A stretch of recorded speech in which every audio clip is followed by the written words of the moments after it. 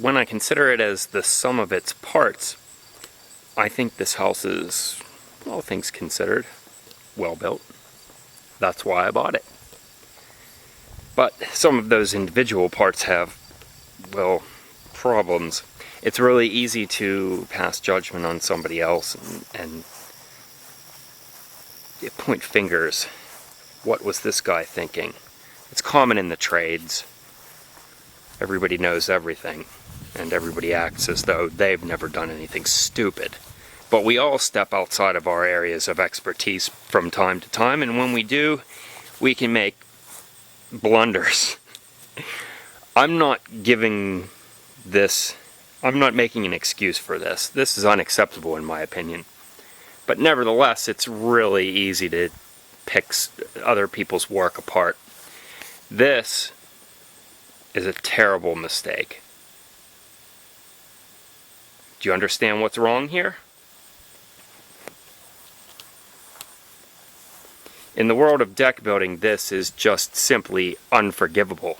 And I have a long list of things that I'm supposed to be doing on this house, but I just can't overlook this. I can't even let it slide over the winter for fear of, well, this deck could potentially fail. Let me explain. So at first glance, it looks new, looks professionally done. Look, it's that fancy composite stuff, the plastic railing that everybody likes, right? Seems sturdy. I don't even feel deflection when I jump. It's sound. Wow, 2x12. That's tough stuff, right? Such an overkill on a short span. 2x12. Wow. Yeah, but then they scaled it down to a 2x10 header. But that's not the problem. Even though it should be 2x10 here and 2x12 there, but they have the opposite, that's still not the problem. Have you caught it yet? The header's just face nailed. There's nothing supporting the load. And we can see already that failure is, well, not so much on this side, but look, we can see here that this one is sitting on the post, but the beam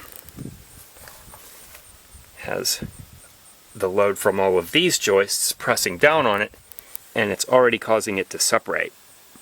Let's go to the other side.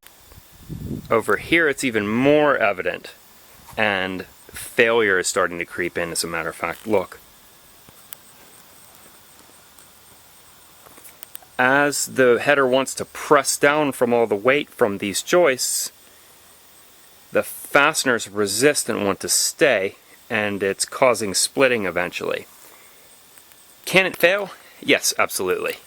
If it splits sufficiently, it will separate and the whole thing will come down, with the exception of this one. That joist would stay exactly where it is, and what a calamity we would have.